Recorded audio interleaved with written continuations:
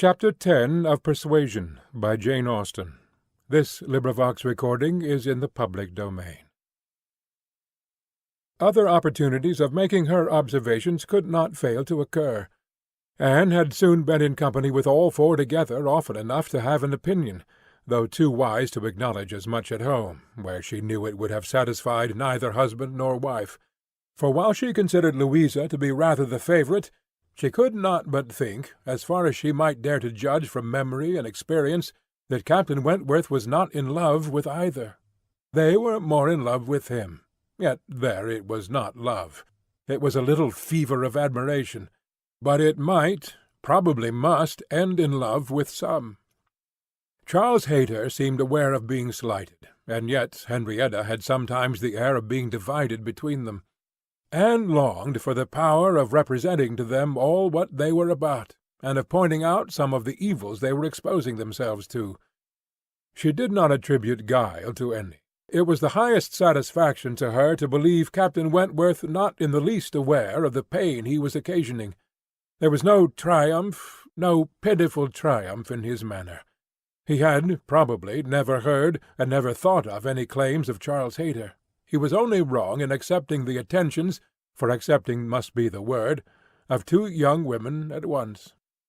After a short struggle, however, Charles Hayter seemed to quit the field. 3 days had passed without his coming once to Uppercross, a most decided change. He had even refused one regular invitation to dinner, and having been found on the occasion by Mr. Musgrove with some large books before him, Mr. and Mrs. Musgrove were sure all could not be right, and talked, with grave faces, of his studying himself to death. It was Mary's hope and belief that he had received a positive dismissal from Henrietta, and her husband lived under the constant dependence of seeing him tomorrow. Anne could only feel that Charles Hayter was wise. One morning about this time, Charles Musgrove and Captain Wentworth being gone a-shooting together, as the sisters in the cottage were sitting quietly at work, they were visited at the window by the sisters from the mansion-house. It was a very fine November day, and the Miss Musgroves came through the little grounds and stopped for no other purpose than to say that they were going to take a long walk, and therefore concluded Mary could not like to go with them, and when Mary immediately replied, with some jealousy at not being supposed a good walker, "Oh, yes, I should like to join you very much. I am very fond of a long walk," Anne felt persuaded by the looks of the two girls that it was precisely what they did not wish, and admired again the sort of necessity which the family habits seemed to produce of everything being to be communicated, and everything being to be done together, however undesired and inconvenient. She tried to dissuade Mary from going, but in vain, and, that being the case, thought it best to accept the Miss Musgroves' much more cordial invitation to herself to go likewise, as she might be useful in turning back with her sister, and lessening the interference in any plan of their own. "I cannot imagine why they should suppose I should not like a long walk," said Mary, as she went upstairs. "Everybody is always supposing that I am not a good walker, and yet they would not have been pleased if we had refused to join them. When people come in this manner on purpose to ask us, how can one say no?" Just as they were setting off, the gentlemen returned. They had taken out a young dog who had spoilt their sport, and sent them back early. Their time and strength and spirits were, therefore, exactly ready for this walk, and they entered into it with pleasure. Could Anne have foreseen such a junction, she would have stayed at home, but from some feelings of interest and curiosity, she fancied now that it was too late to retract, and the whole 6 set forward together in the direction chosen by the Miss Musgroves, who evidently considered the walk as under their guidance. Anne's object was not to be in the way of anybody, and where the narrow paths across the fields made many separations necessary, to keep with her brother and sister. Her pleasure in the walk must arise from the exercise and the day, from the view of the last smiles of the year upon the tawny leaves and withered hedges, and from repeating to herself some few of the 1,000 poetical descriptions extant of autumn, that season of peculiar and inexhaustible influence on the mind, of taste and tenderness, that season which had drawn from every poet, worthy of being read, some attempt at description, or some lines of feeling. She occupied her mind as much as possible in such like musings and quotations, but it was not possible that when within reach of Captain Wentworth's conversation with either of the Miss Musgroves, she should not try to hear it. Yet she caught little very remarkable. It was merely live chat, such as any young persons on an intimate footing might fall into. He was more engaged with Louisa than with Henrietta. Louisa certainly put more forward for his notice than her sister. This distinction appeared to increase, and there was one speech of Louisa's which struck her. After one of the many praises of the day, which were continually bursting forth, Captain Wentworth added, "What glorious weather for the Admiral and my sister! They meant to take a long drive this morning. Perhaps we may hail them from some of these hills. They talked of coming into this side of the country. I wonder whereabouts they will upset today. Oh, it does happen very often, I assure you. But my sister makes nothing of it. She would as lieve be tossed out as not." "Ah, you make the most of it, I know," cried Louisa. "but if it were really so, I should do the same thing in her place. If I loved a man as she loves the Admiral, I would always be with him. Nothing should ever separate us, and I would rather be overturned by him than driven safely by anybody else." It was spoken with enthusiasm. "Had you?" cried he, catching the same tone. "I honour you." And there was silence between them for a little while. Anne could not immediately fall into a quotation again. The sweet scenes of autumn were for a while put by, unless some tender sonnet, fraught with the apt analogy of the declining year with declining happiness, and the images of youth and hope and spring all gone together, blessed her memory. She roused herself to say, as they struck by order into another path, "Is not this one of the ways to Winthrop?" But nobody heard, or at least nobody answered her. Winthrop, however, or its environs, for young men are sometimes to be met with strolling about near home, was their destination, and after another half-mile of gradual ascent through large enclosures, where the ploughs at work and the fresh-made path spoke the farmer counteracting the sweets of poetical despondence, and meaning to have spring again, they gained the summit of the most considerable hill which parted up across at Winthrop, and soon commanded a full view of the latter at the foot of the hill on the other side. Winthrop, without beauty and without dignity, was stretched before them, an indifferent house, standing low and hemmed in by the barns and buildings of a farmyard. Mary exclaimed, "Bless me, here is Winthrop! I declare I had no idea. Well now, I think we had better turn back. I am excessively tired." Henrietta, conscious and ashamed, and seeing no cousin Charles walking along any path, or leaning against any gate, was ready to do as Mary wished. But "No," said Charles Musgrove, and "No, no," cried Louisa more eagerly, and taking her sister aside, seemed to be arguing the matter warmly. Charles, in the meanwhile, was very decidedly declaring his resolution of calling on his aunt, now that he was so near, and very evidently, though more fearfully, trying to induce his wife to go too. But this was one of the points on which the lady showed her strength, and when he recommended the advantage of resting herself a quarter of an hour at Winthrop, as she felt so tired, she resolutely answered, "Oh, no, indeed! Walking up that hill again would do her more harm than any sitting down could do her good, and, in short, her look and manner declared that go she would not." After a little succession of these sort of debates and consultations, it was settled between Charles and his two sisters that he and Henrietta should just run down for a few minutes to see her aunt and cousins, while the rest of the party waited for them at the top of the hill. Louisa seemed the principal arranger of the plan, and as she went a little way with them down the hill, still talking to Henrietta, Mary took the opportunity of looking scornfully around her, and saying to Captain Wentworth, "It is very unpleasant having such connections, but I assure you I have never been in the house above twice in my life." She received no other answer than an artificial assenting smile, followed by a contemptuous glance as he turned away, which Anne perfectly knew the meaning of. The brow of the hill where they remained was a cheerful spot. Louisa returned, and Mary, finding a comfortable seat for herself on the step of a stile, was very well satisfied so long as the others all stood about her. But when Louisa drew Captain Wentworth away to try for a gleaning of nuts in an adjoining hedgerow, and they were gone by degrees quite out of sight and sound, Mary was happy no longer. She quarrelled with her own seat, was sure Louisa had got a much better somewhere, and nothing could prevent her from going to look for a better also. She turned through the same gates, but could not see them. Anne found a nice seat for her on a dry sunny bank under the hedgerow, in which she had no doubt of their still being in some spot or other. Mary sat down for a moment, but it would not do. She was sure Louisa had found a better seat somewhere else, and she would go on till she overtook her. Anne, really tired herself, was glad to sit down, and she very soon heard Captain Wentworth and Louisa in the hedgerow behind her, as if making their way back along the rough, wild sort of channel down the centre. They were speaking as they drew near. Louisa's voice was the first distinguished. She seemed to be in the middle of some eager speech. What Anne first heard was, "And so I made her go. I could not bear that she should be frightened from the visit by such nonsense. What? Would I be turned back by doing such a thing that I had determined to do, and that I knew to be right, by airs and interference of such a person, or of any person, I may say?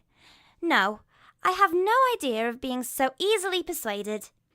When I have made up my mind, I have made it, and Henrietta seemed entirely to have made up hers, to call at Winthrop today, and yet she was as near giving it up, out of nonsensical complacence." She would have turned back then, but for you. "Oh, she would indeed. I am almost ashamed of it." Happy for her to have such a mind as yours at hand. After the hints you gave just now, which did but confirm my own observations the last time I was in company with him, I need not affect to have no comprehension of what is going on. I see that more than a mere dutiful morning visit to your aunt was in question, and woe betide him, and her too, when it comes to things of consequence, when they are placed in circumstances requiring fortitude and strength of mind, if she have not resolution enough to resist idle interference in such a trifle as this.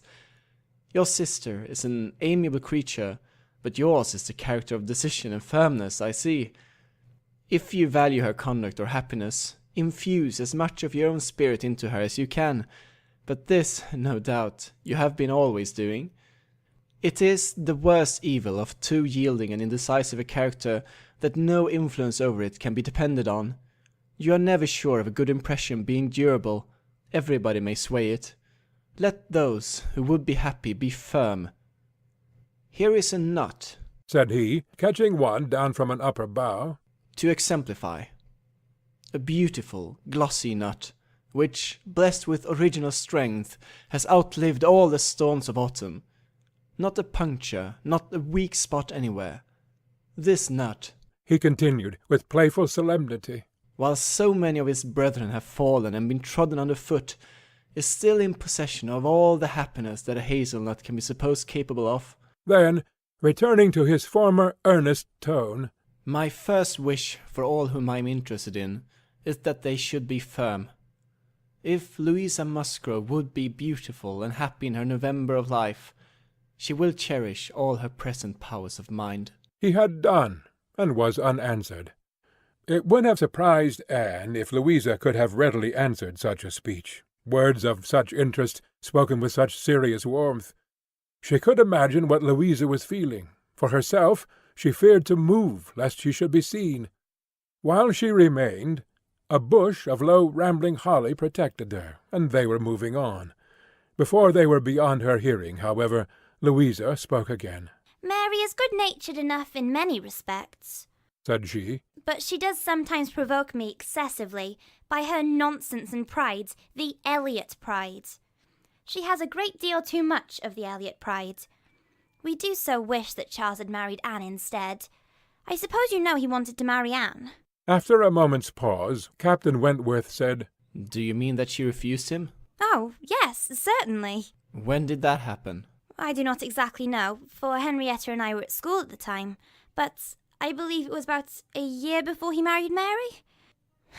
I wish she had accepted him. We should have liked her a great deal better, and Papa and Mamma always think it was her great friend Lady Russell's doing that she did not. They think Charles might not be learned and bookish enough to please Lady Russell, and that, therefore, she persuaded Anne to refuse him." The sounds were retreating, and Anne distinguished no more. Her own emotions still kept her fixed. She had much to recover from before she could move. The listener's proverbial fate was not absolutely hers. She had heard no evil of herself, but she had heard a great deal of very painful import. She saw how her own character was considered by Captain Wentworth, and there had been just that degree of feeling and curiosity about her in his manner which must give her extreme agitation. As soon as she could, she went after Mary, and having found and walked back with her to the former station by the stile, felt some comfort in the whole party being immediately afterwards collected and once more in motion together. Her spirits wanted the solitude and silence which only numbers could give. Charles and Henrietta returned, bringing, as may be conjectured, Charles Hayter with them. The minutiae of the business Anne could not attempt to understand. Even Captain Wentworth did not seem admitted to perfect confidence here. But that there had been a withdrawing on the gentlemen's side and a relenting on the ladies', and that they were now very glad to be together again, did not admit a doubt. Henrietta looked a little ashamed, but very well pleased. Charles Hayter exceedingly happy, and they were devoted to each other almost from the first instant of all their setting forward for Uppercross. Everything now marked out Louisa for Captain Wentworth. Nothing could be plainer, and where many divisions were necessary, or even where they were not, they walked side by side nearly as much as the other two. In a long strip of meadow-land, where there was ample space for all, they were thus divided, forming 3 distinct parties, and to that party of the 3 which boasted least animation and least complaisance, Anne necessarily belonged. She joined Charles and Mary, and was tired enough to be very glad of Charles's other arm. But Charles, though in very good humour with her, was out of temper with his wife. Mary had shown herself disobliging to him, and was now to reap the consequence, which consequence was his dropping her arm almost every moment to cut off the heads of some nettles in the hedge with his switch. And when Mary began to complain of it, and lament her being ill-used according to custom in being on the hedge side, while Anne was never incommoded on the other, he dropped the arms of both to hunt after a weasel which he had a momentary glance of, and they could hardly get him along at all. This long meadow bordered a lane, which their footpath at the end of it was to cross, and when the party had all reached the gate of exit, the carriage advancing in the same direction, which had been some time heard, was just coming up, and proved to be Admiral Crofts' gig. He and his wife had taken their intended drive, and were returning home. Upon hearing how long a walk the young people had engaged in, they kindly offered a seat to any lady who might be particularly tired. It would save her a full mile, and they were going through Uppercross. The invitation was general, and generally declined. The Miss Musgroves were not at all tired, and Mary was either offended by not being asked before any of the others, or what Louisa called the Elliot pride could not endure to make a third in a one-horse chaise. The walking party had crossed the lane, and were surmounting an opposite stile, and the Admiral was putting his horse in motion again, when Captain Wentworth cleared the hedge in a moment to say something to his sister. The something might be guessed by its effects. "Miss Elliot, I am sure you are tired," cried Mrs. Croft. "Do let us have the pleasure of taking you home. Here is excellent room for 3, I assure you. If we were all like you, I believe we might sit 4. You must, indeed you must." Anne was still in the lane, and though instinctively beginning to decline, she was not allowed to proceed. The Admiral's kind urgency came in support of his wife's. They would not be refused. They compressed themselves into the smallest possible space to leave her a corner, and Captain Wentworth, without saying a word, turned to her, and quietly obliged her to be assisted into the carriage. Yes, he had done it. She was in the carriage, and felt that he had placed her there, that his will and his hands had done it, that she owed it to his perception of her fatigue, and his resolution to give her rest. She was very much affected by the view of his disposition towards her, which all these things made apparent. This little circumstance seemed the completion of all that had gone before. She understood him. He could not forgive her, but he could not be unfeeling. Though condemning her for the past, and considering it with high and unjust resentment, though perfectly careless of her, and though becoming attached to another, still he could not see her suffer without the desire of giving her relief, It was a remainder of former sentiment. It was an impulse of pure, though unacknowledged, friendship. It was a proof of his own warm and amiable heart, which she could not contemplate without emotions so compounded of pleasure and pain that she knew not which prevailed. Her answers to the kindness and the remarks of her companions were at first unconsciously given. They had travelled half their way along the rough lane before she was quite awake to what they said. She then found them talking of Frederick. "He certainly means to have one or other of those two girls, Sophie," said the Admiral. "but there's no saying which. He has been running after them two long enough, one would think, to make up his mind. This comes of the peace. If it were war now, he would have settled it long ago. We sailors, Miss Elliot, cannot afford to make long courtships in time of war. How many days was it, my dear, between the first time of my seeing you and our sitting down together in our lodgings at North Yarmouth?" We had better not talk about it, my dear, replied Mrs. Croft pleasantly. For if Miss Elliot were to hear how soon we came to an understanding, she would never be persuaded that we could be happy together. I had known you by character, however, long before. "Well, I had heard of you as a very pretty girl, and what were we to wait for besides? I do not like having such things so long in hand. I wish Frederick would spread a little more canvas and bring us home one of these young ladies to Kellynch. Then there would always be company for them, and very nice young ladies they both are. I hardly know one from the other."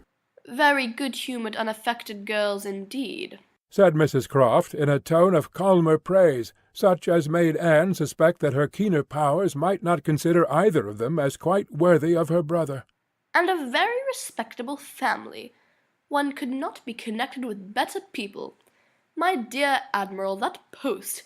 We shall certainly take that post.